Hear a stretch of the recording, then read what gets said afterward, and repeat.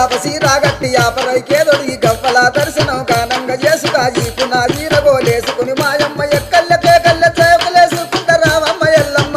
చక్కని తల్లి రామమ్మ ఎల్లమ్మ చక్కని తల్లి రామమ్మ ఎల్లమ్మ